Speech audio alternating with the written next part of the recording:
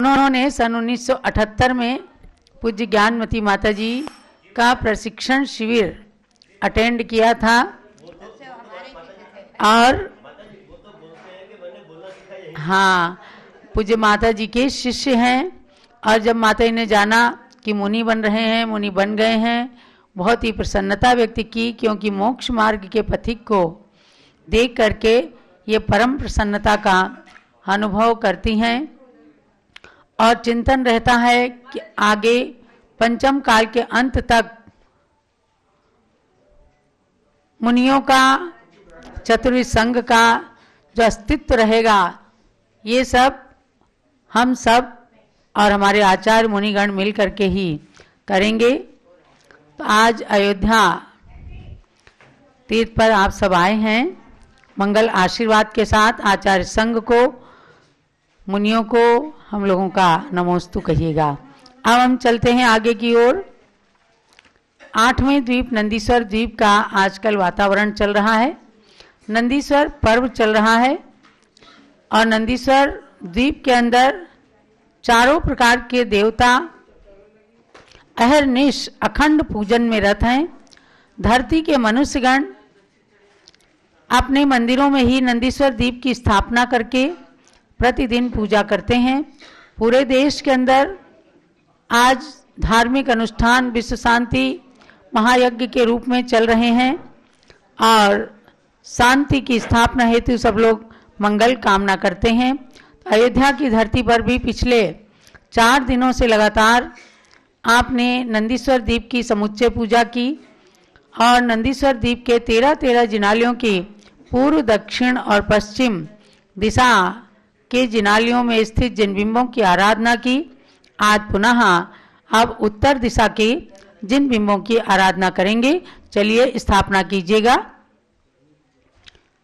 जलो नंदीश्वर द्वीप के 52 जिन चैत्य चैत्यालयों की जय। वर द्वीप नंदीश्वर सु उत्तर 13 में अचल हैं। अंजन दधी मुख रतिकरों पे श्री जिनेश्वर महल हैं। प्रत्येक में जिन बिंब 108 तिन की थापना। बहु भक्ति से कर पूजहूँ होवे तुरत हित आपना। ओम ह्रीं श्री नंदीश्वर द्वीपे उत्तर दिक् 13 जिनालयस्थ जिन बिंब समूह अत्र अवतर संभोषटावानना। ओम ह्रीं श्री नंदीश्वर द्वीपे उत्तर दिक् 13 जिनालयस्थ जिन बिंब समूह अत्र तिष्ठ तिष्ठ स्थापनम्। ओम ह्रीं श्री नंदीश्वर द्वीपे उत्तर दिक् 13 जिनालयस्थ जिन बिंब समूह अत्र मम सन्निहितो भव षट् सन्निधिकरणं स्थापनम्। क्षीरोदधिको नीर कनक कलश में भरिए। पूजते हो भवतीर समतारस घट भरिए। अष्टम द्वीप उदीच दिश 13 जिन धामा। जजत मिले गुण थान 13 पुनः शिव रामा। ओम ह्रीं श्री नंदीश्वर द्वीपे उत्तर दिशि 13 जिनालयस्थ जिन बिंबेभ्यः जलम निर्वपामिति स्वाहा। मलियज चंदन सार तन का ताप हरे हैं। जिन पूजत गुणकार भव दाहरे हैं। अष्टम द्वीप उदीच दिश 13 जिन धामा। जजत मिले गुण थान 13 पुन शिव रामा। ओम ह्रीं श्री नंदीश्वर द्वीपे उत्तर दिशि 13 जिनालयस्थ जिन बिंबेभ्यः चंदनम निर्वपामिति स्वाहा। अक्षत अमल अखंड पुंज धरूं तुम आगे। आत्म सौख्य अखंड मिले दुरित अरि भागे। अष्टम दीप उदीच दिस 13 जिन धामा। जजत मिले गुण थान 13 पुन शिव रामा। ओम ह्रीं श्री नंदीश्वर द्वीपे उत्तर दिशि 13 जिनालयस्थ जिन बिंबेभ्यः अक्षतम निर्वपामिति स्वाहा।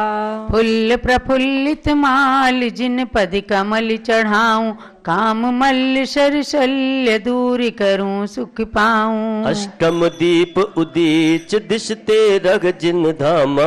जजत मिले गुण थान 13 पुन शिव रामा। ओम ह्रीं श्री नंदीश्वर द्वीपे उत्तर दिशि 13 जिनालयस्थ जिन बिंबेभ्यः पुष्पम निर्वपामिति स्वाहा। खुरमा गुजिया आदि बहु पकवान चढ़ाऊं।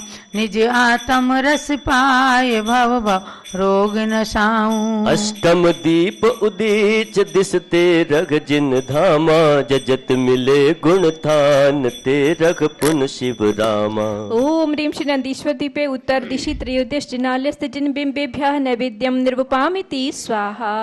कंचन दीप जलाय करूं आरती तेरी, मोह तिमिर मिट जाए मिट जगत की फेरी। अष्टम दीप उदीच दिसते रग जिन धामा जजत मिले गुण थान ते रग पुन शिव रामा। ओम ह्रीं श्री नंदीश्वर द्वीपे उत्तर दिशि त्रयोदश जिनालयस्थ जिन बिंबेभ्यः दीपम निर्वपामिति स्वाहा। कृष्णा गरुवर धूप खेऊं अग्नि घटों में, कर्म कालिमा दूर होती बस मिनटों में। अष्टम दीप उदीच दिशते रग जिन धामा जजत मिले गुण थान ते रग पुन शिव रामा। ओम ह्रीं श्री नंदीश्वर द्वीपे उत्तर दिशि त्रयोदश जिनालयस्थ जिन बिंबेभ्यः धूपम निर्वपामिति स्वाहा।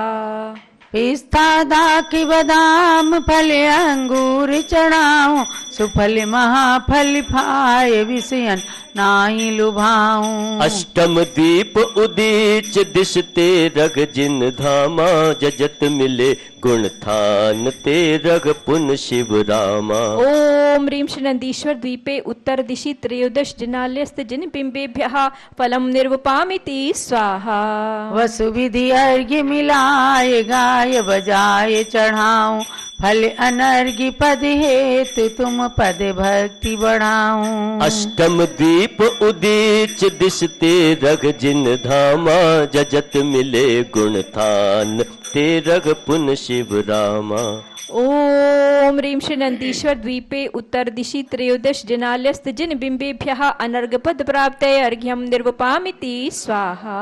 अमल बावड़ी नीर जिन पद धारा मैं करूं, शांति करो जिन राज मेरे को सबको सदा, शांत शांति धारा। कमल केत की फूल हर्षित मन से लाए के, जिनवर चरण चढ़ाए सर्व सौख्य संपत्ति बढ़े। दिव्य पुष्पांजलि। चलिए मंडल पर पुष्पांजलि करके और उत्तर दिशा के 13 जिन बिंबों के अर्घ्य समर्पित करेंगे। पुष्प भी समर्पित करिए और अर्घ्य फल समर्पित करें। ज्ञान भानु परमेश तुम अनंत गुण के धनी, मैं भी नाथ हमेश अल्प बुद्धि फिर भी जजूं। इति श्री नंदीश्वर द्वीपे उत्तर दिक् स्थाने मंडलस्योपरि पुष्पांजलिं क्षिपेत। उत्तर दिश इस द्वीप में अंजन गिरि नीलाभ, पुण्य धाम जिन सद्म को पूज मिले शिवलाभ। ओम ह्रीं श्री नंदीश्वर द्वीपे उत्तर दिशि अंजनगिरि जिनालयस्थ जिन बिंबेभ्यः अर्घ्यम निर्वपामिति स्वाहा। अंजन नग पूरब दिशि रम्या वापी स्वच्छ, मदि दधि मुख गिर जिन भवन पूजत कर्म विपक्ष। ओम ह्रीं श्री नंदीश्वर द्वीपे उत्तर दिशि रम्यावापी मध्ये दधिमुख पर्वत जिनालयस्थ जिन बिंबेभ्यः अर्घ्यम निर्वपामिति स्वाहा। अंजन के दक्षिण दिशि रमणीयाद्रजान, दधिमुख नग पर जिन निलय पूजत हो निज थान। ओम ह्रीं श्री नंदीश्वर द्वीपे उत्तर दिशि रमणीया वापी मध्य दधिमुख पर्वत जिनालयस्थ जिन बिंबेभ्यः अर्घ्यम निर्वपामिति स्वाहा। अंजन के पश्चिम दिशि द्रह सुप्रभा अनूप, दधिमुख ऊपर जिन भवन पूजत को शिव भू। ओम ह्रीं श्री नंदीश्वर द्वीपे उत्तर दिशि सुप्रभा वापी मध्य दधिमुख पर्वत जिनालयस्थ जिन बिंबेभ्यः अर्घ्यम निर्वपामिति स्वाहा। अंजन नगे उत्तर दिशि सर्वतो भद्रावापि, मदि दधि मुख पे जिन सदन जजत न जन्म कदापि। ओम ह्रीं श्री नंदीश्वर द्वीपे उत्तर दिशि सर्वतो भद्रावापी मध्य दधिमुख पर्वत जिनालयस्थ जिन बिंबेभ्यः अर्घ्यम निर्वपामिति स्वाहा। रम्या द्रग ईशान में रति कर नग स्वर्णाभ, अनुपम निधि जिन गेह को पूजत को निष्पाप। ओम ह्रीं श्री नंदीश्वर दीपे उत्तर दिशि रम्यावापी ईशान कोणे रतिकर पर्वत जिनालयस्त जिन बिंबेभ्यः अर्घ्यं निर्वपामिति स्वाहा। रम्याद्रयाग्नेय दिशि रतिकर गिरि अम्लान जिन मंदिर शाश्वत जजू मिले नवोनिधियान। ओम ह्रीं श्री नंदीश्वर दीपे उत्तर दिशि रम्याव्यापी आग्नेय कोणे रतिकर पर्वत जिनालयस्त जिन बिंबेभ्यः अर्घ्यं निर्वपामिति स्वाहा। रमणीयाद्रग अग्नि दिशि रतिकर नग सिरताज उस पर अविचल जैन ग्रह जजत मोक्ष साम्राट। ओम ह्रीं श्री नंदीश्वर दीपे उत्तर दिशि रमणीयावापी आग्नेय कोणे प्रतिकर पर्वत जिनालयस्त जिन बिंबेभ्यः अर्घ्यं निर्वपामिति स्वाहा। रमणीयाद्रय नैरिते रतिकर नग सुखदान शाश्वत जिन मंदिर जजू मिले सपर विज्ञान। ओम ह्रीं श्री नंदीश्वर दीपे उत्तर दिशि रमणीयावापी नैऋत्य कोणे रतिकर पर्वत जिनालयस्त जिन बिंबेभ्यः अर्घ्यं निर्वपामिति स्वाहा। वापी सुप्रभनैरिते रतिकर पर्वत सिद्ध मणिमय जिन मंदिर जजू पाऊं रिद्धि समृद्ध। ओम ह्रीं श्री नंदीश्वर दीपे उत्तर दिशि सुप्रभावापी नैऋत्य कोणे रतिकर पर्वत जिनालयस्त जिन बिंबेभ्यः अर्घ्यं निर्वपामिति स्वाहा। द्रय सुप्रभा सुवायु दिशि रतिकर नग रतिकार तापे जिन ग्रह नित जजू मिले सपद अविकार। ओम ह्रीं श्री नंदीश्वर दीपे उत्तर दिशि सुप्रभावापी वायव्य कोणे रतिकर पर्वत जिनालयस्त जिन बिंबेभ्यः अर्घ्यं निर्वपामिति स्वाहा। वापी सर्वतो भद्रिका रतिकर वायव कोण जिन मंदिर शाश्वत जजू मिले भवोदधि को। ओम ह्रीं श्री नंदीश्वर दीपे उत्तर दिशि सर्वतो भद्रावापी वायव्य कोणे रतिकर पर्वत जिनालयस्त जिन बिंबेभ्यः अर्घ्यं निर्वपामिति स्वाहा। वापि सर्वतो भद्रिका रतिकर दिशि ईशान तापे जिन ग्रह पूजते हो अनंत श्रीमान। ओम ह्रीं श्री नंदीश्वर द्वीपे उत्तर दिशि सर्वतो भद्रावापी ईशान कोणे रतिकर पर्वत जिनालयस्त जिन बिंबेभ्यः अर्घ्यं निर्वपामिति स्वाहा। कोणार्घ अष्टम नंदीश्वर द्वीप में उत्तर दिशि में अचल हैं अंजन दधी मुख रतिकरों में सासते जिन महल हैं। गुणार्घ ले उनमें विराजित जैन बिंबों को जजू गुण थान तेरह पूर्ण कर आरहंत्य लक्ष्मी को भजूं। ओम ह्रीं श्री नंदीश्वर द्वीपे उत्तर दिशि त्रयोदश जिनालयस्त जिन बिंबेभ्यः पूर्णार्घ्यं निर्वपामिति स्वाहा। शांते शांति धारा दिव्य पुष्पांजलि। ओम ह्रीं श्री नंदीश्वर दीपस्त द्वापंचाशत् जिनालयस्त जिन बिंबेभ्यो नमः स्वाहा। जय माला। जय जय नंदीश्वर द्वीप महीश्वर बावन भूधर नित्य जजू जय जय उत्तर दिश तेरे जिन ग्रह शाश्वत जिन कृति नित्य भजू। जय मणि सिंहासन धर पद्मासन तुम जिन शासन हितकारी जय तुम गुणमाला भक्तिरसाला नित प्रति गाऊं सुखकारी। जय जय जय जय अष्टम दीप उत्तर दिश में जानो 163 कोटि लाख 84 मानो इतने योजन मान विस्तृत 4 दिशी है तेरह तेरह अद्रि माने 4 दिशी है। गोलाकार महान वेदी उपवन सोहे सुर नर किन्नर आन जिन गुण से मन मोहे।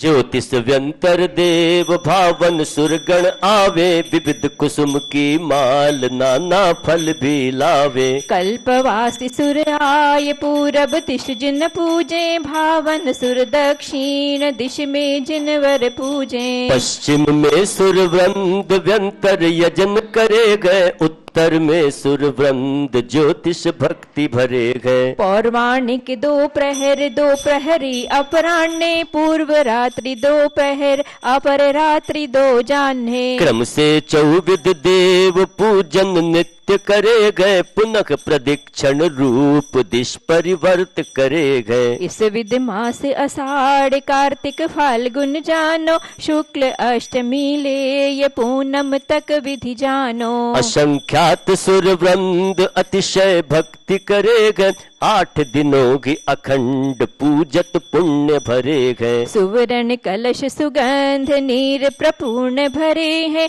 जिन प्रतिमा अभिषेक करते पाप हरे हैं। कुमकुम चंदन गंध मिलकर पूर सुगंधि, काला गरु अरु अन्य बहुविध वस्तु सुगंधि। गंध बना कर इंद्र मूर्ति विलेप करे हैं, चंदन से जिन चर्च कर्म कलंक हरे हैं। तंदुल सुम पकवान दीप सुधूप फलों से, जिन बिंबों को पूज छूटते कर्म मलों से। चंदव चंब विषेत्र इनसे सदन सजावे, ढोरत चवर सफेद भेरी आदि बजावे। सुर अप्सरिया नृत्य करती जिन गुण गावे, जिन वर चरित विशेष नाटक कर हसावे। इस विधि बहुत प्रकार भक्ति प्रगाढ़ करे हैं, समकित निधि को पाय सिंधु अथाह तरे हैं। मैं भी प्रभु तुम पास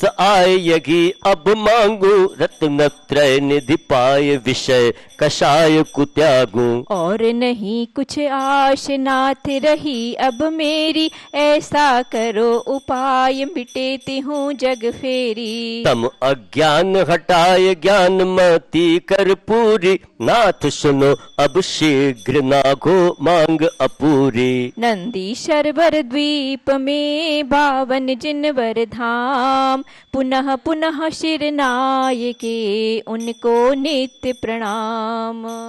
माता जी बोलिए। ओम ह्रीं श्री नंदीश्वर द्वीपे उत्तर दिशि त्रयोदश जिनालयस्थ दिनबिंबेभ्यो नमः। जयमाला महार्घ्यम पूर्णार्घ्यम निरुपामीति स्वाहा। शांते शांति धारा दिव्य पुष्पांजलि।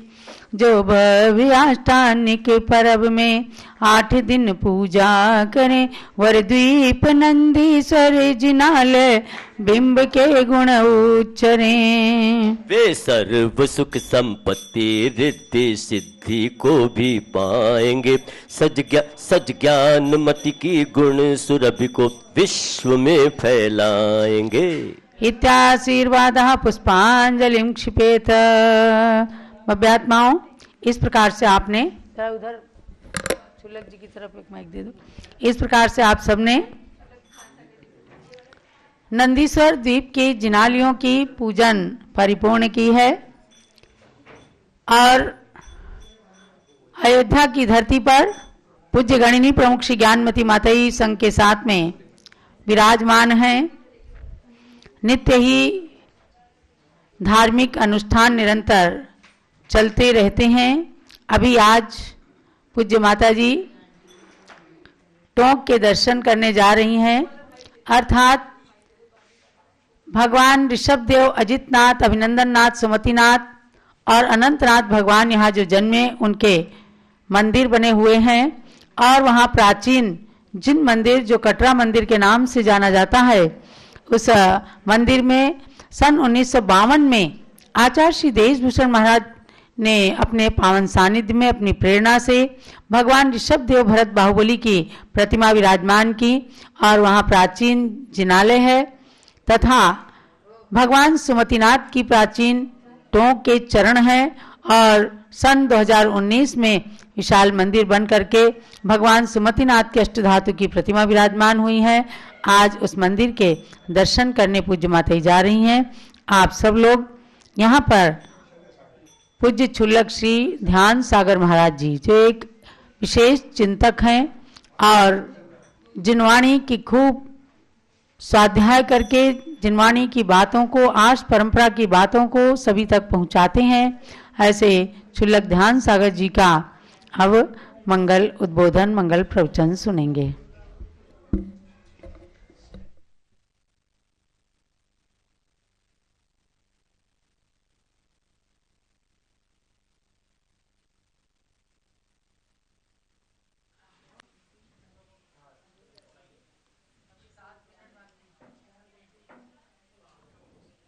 क्षुल्लक श्री ध्यान सागर जी महाराज का मंगल सारगर्भित उद्बोधन हम सबको प्राप्त हो रहा है। जिनवाणी पुत्र के नाम से पूरे देश में आपका नाम प्रसिद्ध है।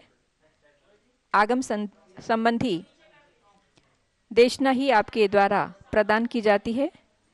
पूज्य गणेश ज्ञानमती माता जी के आपने प्रथम बार दर्शन किए हैं, उसी निमित्त को लेकर के आप अयोध्या शाश्वत तीर्थ पर जन्मभूमि की यात्रा के साथ साथ पूज्य गणेश ज्ञानमती माता जी के दर्शनार्थ आप पधारे हैं। क्षुल्लक श्री ध्यान सागर जी का सारगर्भित मंगल उद्बोधन।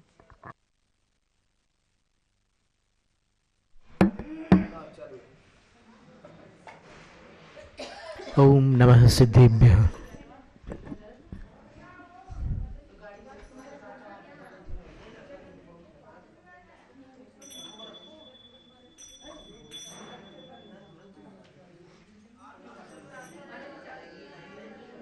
माता जी की अनुज्ञा से हम प्रारंभ करते हैं। नमो अरिहंताणं नमो सिद्धाणं नमो आयर्याणं नमो उवझायाणं नमो लोये सव्वसाहूणम्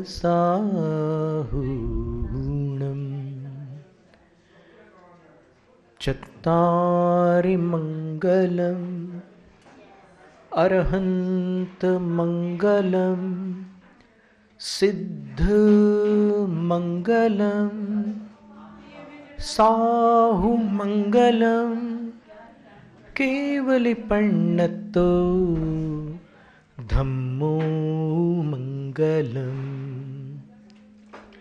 चत्तारि लोगुत्तमा अर्हन्तलोगुत्तमा सिद्धलोगुत्तमा साहुलोगुत्तमा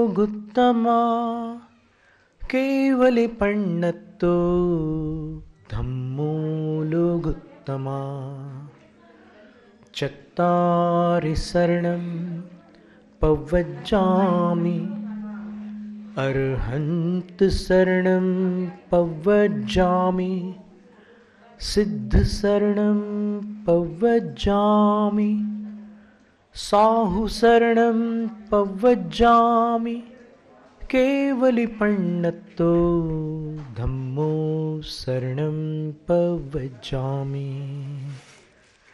त्रिलोक त्रिकालवर्ती परमार्थ आप्त परमात्मा भगवती जिनवाणी सरस्वती देवी माँ और निर्ग्रंथ परम गुरु राजों को भक्तिपूर्ण प्रणाम वंदन नमन। पूर्व शताब्दी के ज्ञानी ध्यानी तपस्वी परम श्रद्धेय धर्म धुरंधर आचार्य चारित्र चक्रवर्ती शांति सागर गुरुराज को त्रिभक्ति पूर्वक बारंबार नमोस्तु। वर्तमान में विद्यमान सभी आचार्य उपाध्याय साधुओं को नमोस्तु। ज्येष्ठतम दीक्षिता गणिनी आर्यिका ज्ञानमती माताजी को आदि लेकर समस्त गणनी आर्यिका माताजियों को और शेष माताजियों को आर्यिका माताजियों को वंदामी। एलक क्षुल्लक क्षुल्लिका माताजियों को योग्य इच्छाकार प्रतीच्छाकार।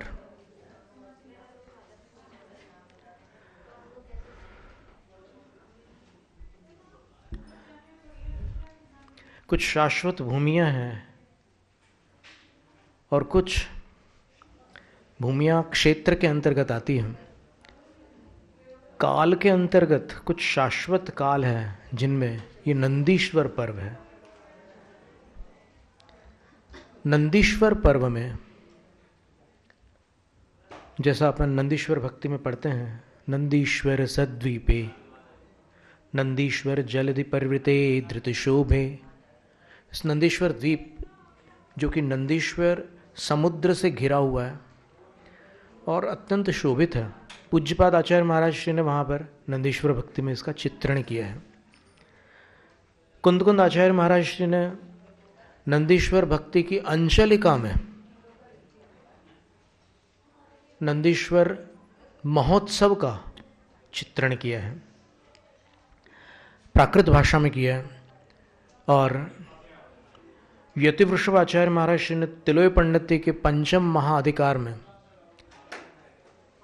नंदीश्वर पर्व और नंदीश्वर द्वीप का सुंदर वर्णन किया है।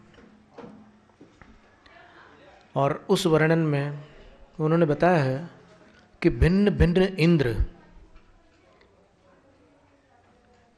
जब देवलोक से आते हैं तो सामग्री लेकर के आते हैं, खाली हाथ नहीं आते। गुरु के पास, भगवान के पास और राजा के पास खाली हाथ नहीं जाया जाता। इंद्र भी इस नियम का पालन करता है। और इंद्र चतुर्विध देवों को सपरिवार अपने परिकर सहित लेकर के आता है। देखो कैसा संयोग है कि सौधर्म इंद्र अपने से बड़े इंद्रों को भी अपने साथ लेकर के आता है। वो उसमें अगुवा होता है, प्रमुख होता है। जैसे भगवान के कल्याणकों में सौधर्म इंद्र का स्थान प्रधान है, वैसे ही इन जिन महिम उत्सवों में, इनको जिन महिमा कहा शास्त्रों में, और इन उत्सवों में नियमतः जब इंद्र जो कि भक्त शिरोमणि है, और ज्ञानार्णव ग्रंथ के अनुसार, ज्ञानार्णव ग्रंथ के 36वें पर्व में सौधर्म इंद्र कौन बनता है उसके पूर्व भव का थोड़ा सा चित्रण है। वो स्वयं अपने मन में विचार कर रहा है इंद्र होने के पश्चात कि मैंने पिछले जन्म में, जिसकी कोई कल्पना नहीं कर सकते, ऐसी तपस्या की।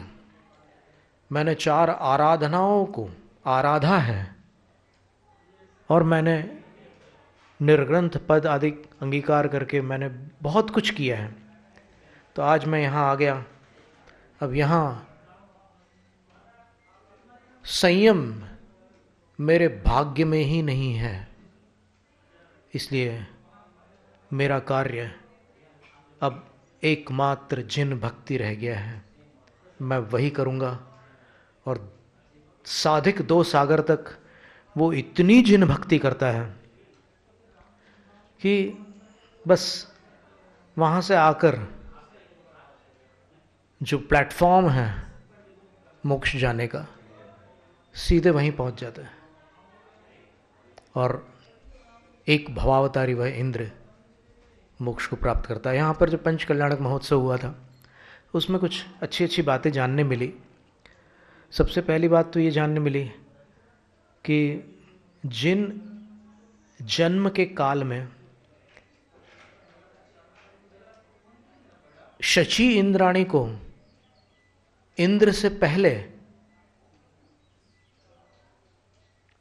जिन के दर्शन प्राप्त होते हैं, और अपने जीवन काल में वो कितने सारे कल्याणकों में सम्मिलित होकर भगवान को उस मुद्रा में देखकर भाव विभोर हो जाती है। और ऐसा बताया है धवला की 10वीं पुस्तक में कि ये भक्ति, ये शुभोपयोग, ये धर्मानुराग मात्र पुण्य बंध का हेतु नहीं है, प्रवचन सार ग्रंथ में भी 255वीं गाथा की टीका में जयसेन आचार्य महाराज ने लिखा है,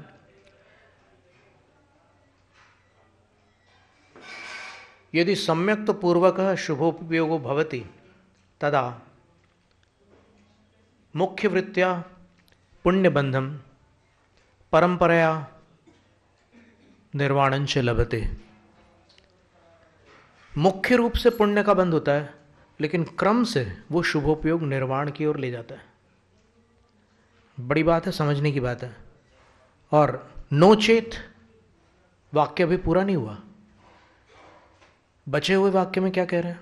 नोचेत पुण्य बंध मात्रमेव, अगर सम्यक्त पूर्वक शुभोपयोग नहीं हुआ, यानी अगर मिथ्यात्व के साथ किसी ने ये सब अनुष्ठान आदि किए तो उसको मात्र पुण्य का बंध होता है, क्रम से मोक्ष की प्राप्ति नहीं होती। तो इसका अर्थ ये हुआ कि शुभोपयोग का कुछ हाथ है क्रम से मोक्ष जाने में, वो अकिंचित कर नहीं है। और इसका समाधान अपने को धवल ग्रंथ में देखने मिलता है, जहां बार बार वीरसेन आचार्य महाराज ने एक बात कही है, जो आज अध्यात्म का स्वाध्याय करने वाले कभी कभी उस बात को गौण कर जाते हैं, और वो रत्तो बंधति कम्मम मुंचति जीवो विराग संपन्नो,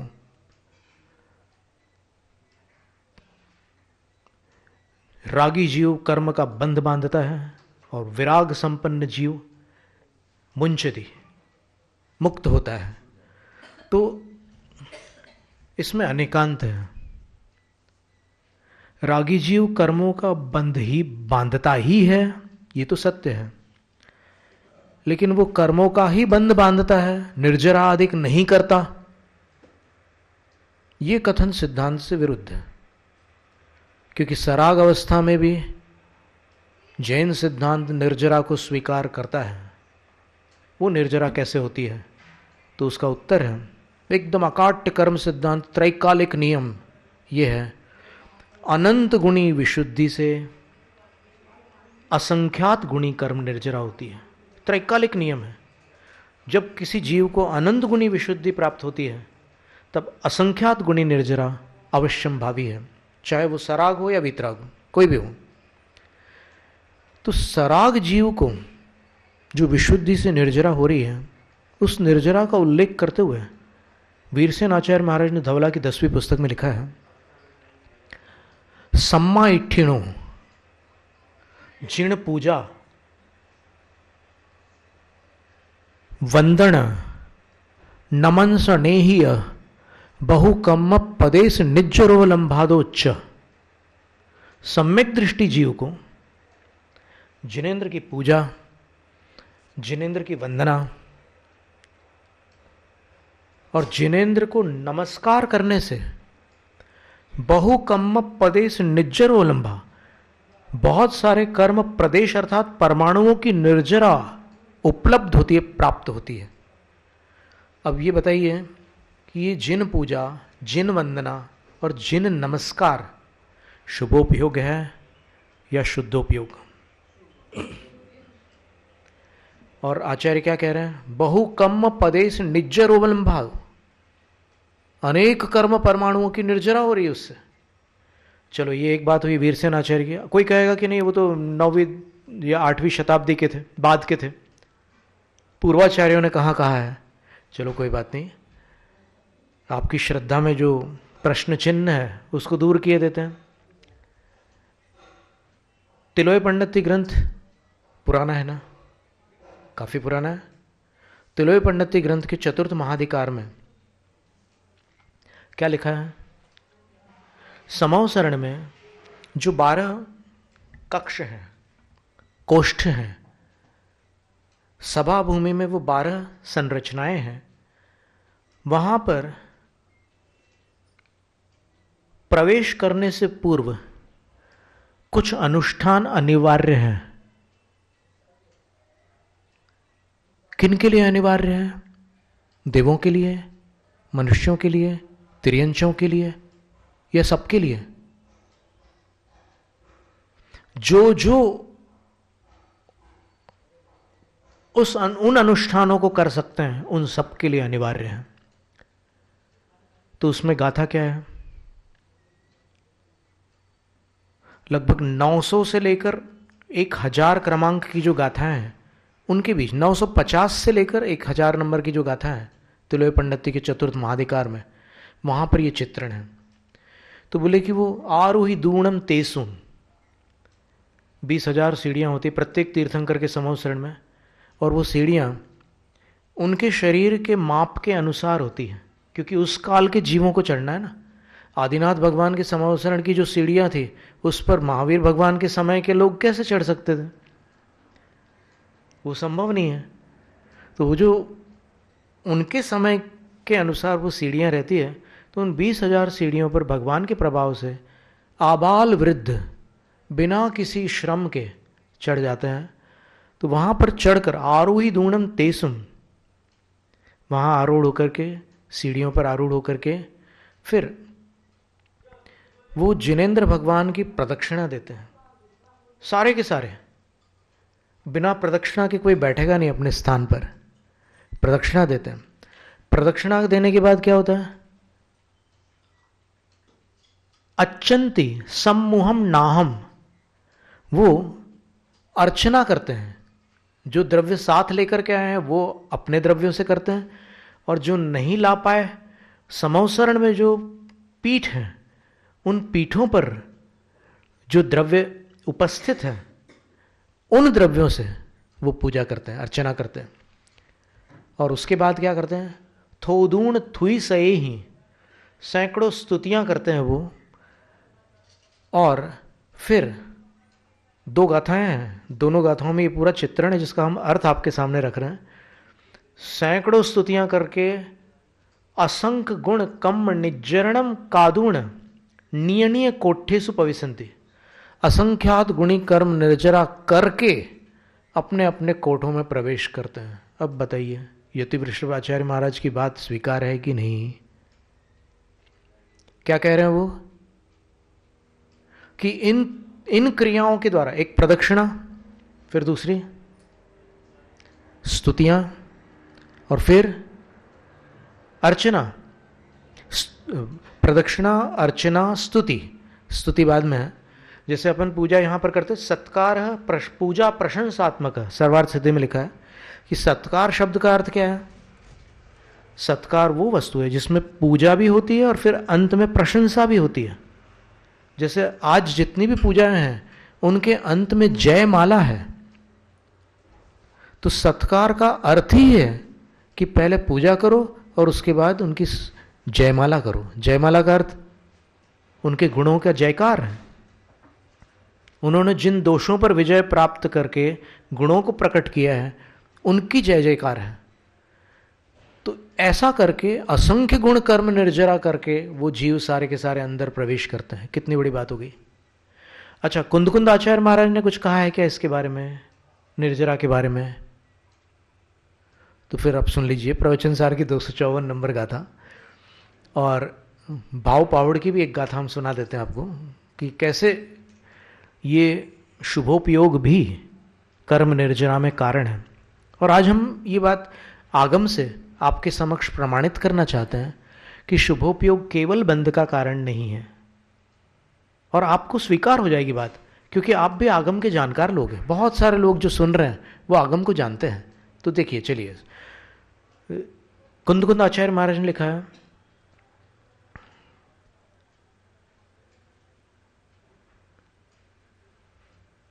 जिणवर चरणम बुरुहम नमंति जे परम भक्तिरायण ते जम्मवेली मूलम खणंति वर भाव सत्थेण। जिनेंद्र भगवान के चरण कमल को जो भक्ति राग पूर्वक, ध्यान देना,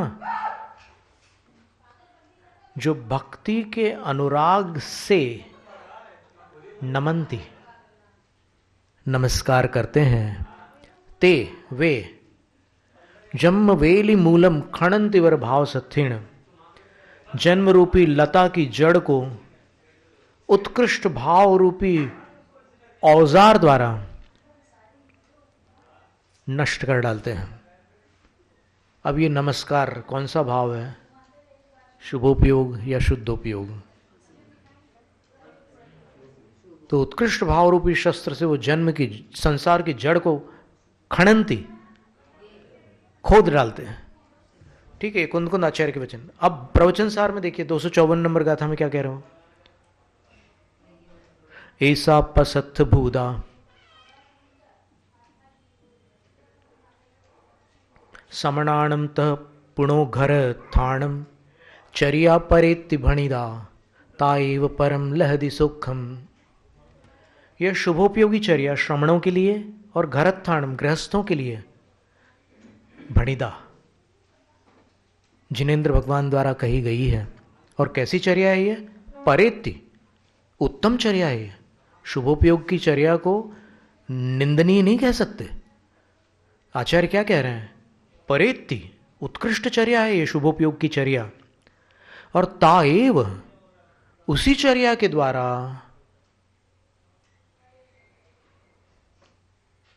परम लहदि सुखम, परम सुख को ये जीव अंततः प्राप्त होता है। ठीक है ना? अब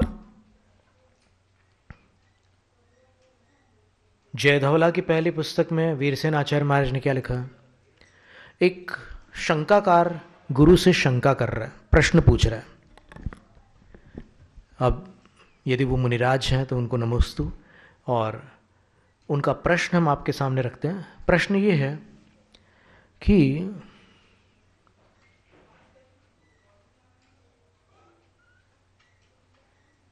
अरहंत भगवान को नमस्कार करना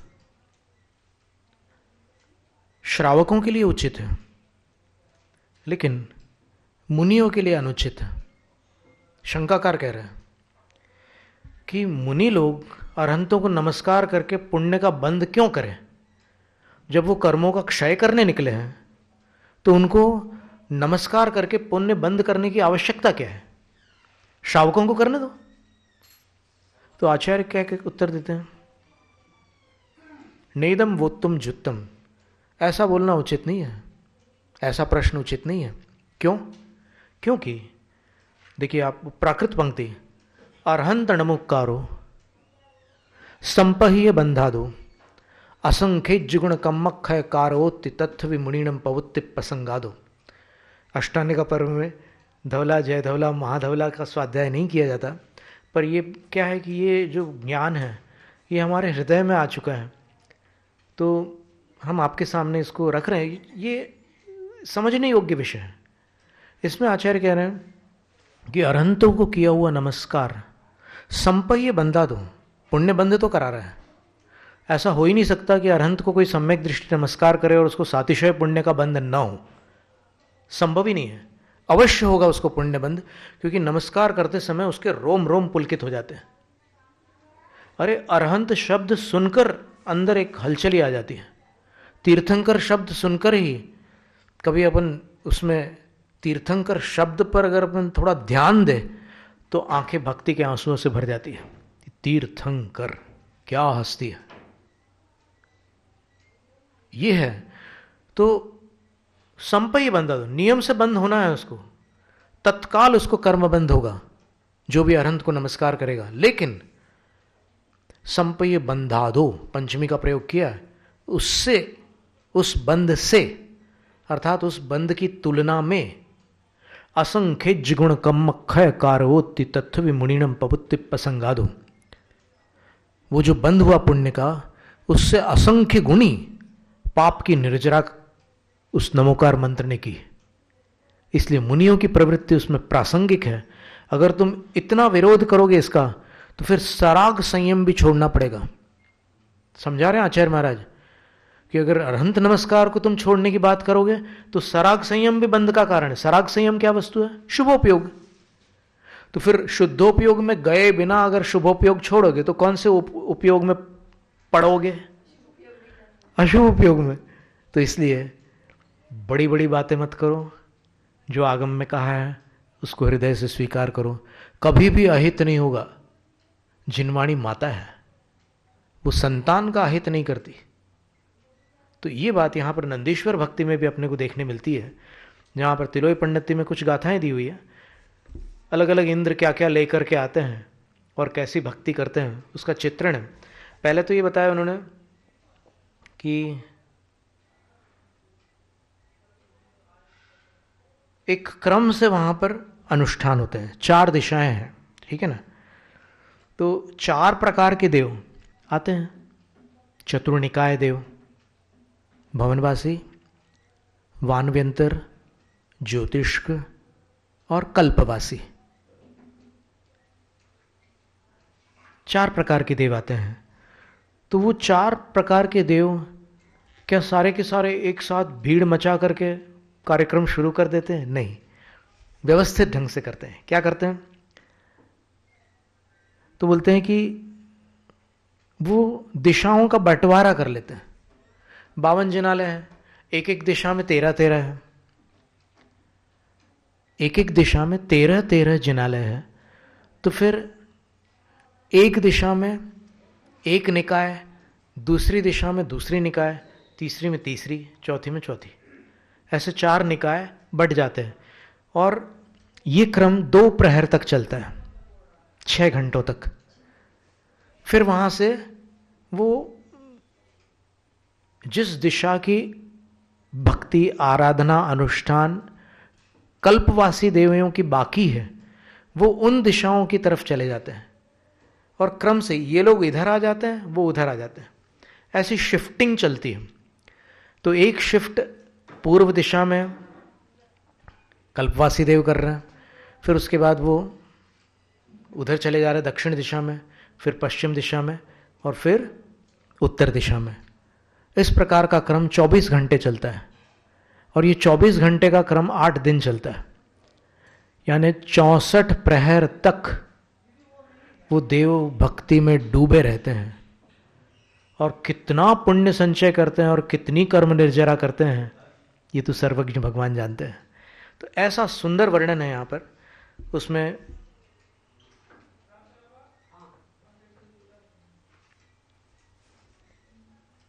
सौधर्म इंद्र ऐरावत हाथी पर आरूढ़ होकर नालिकेर फल के साथ वहां पहुंचता है। ईशान इंद्र सुपारी के गुच्छों को लेकर वहां पहुंचता है। फिर सनत कुमार इंद्र सिंह पर आरूढ़ होकर, अब देखिए ईशान इंद्र का वाहन क्या है, वो भी हाथी है। तो सौधर्म और ईशान इंद्र दोनों हाथियों पर आते हैं। सौधर्म इंद्र नारियल लेकर आता है, ईशान इंद्र सुपारियों के गुच्छे लेकर के आता है। फिर सनत कुमार इंद्र आम्र फल के गुच्छे लेकर के आता है और सिंह पर आरूढ़ होकर के आता है।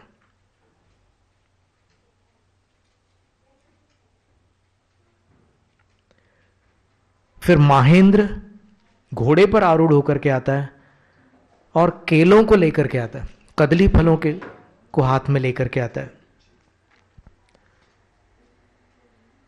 फिर ब्रह्मेंद्र आदि ऊपर के इंद्रों के भी अलग अलग वाहन और द्रव्यों का चित्रण यहां पर नंदीश्वर भक्ति में किया गया है।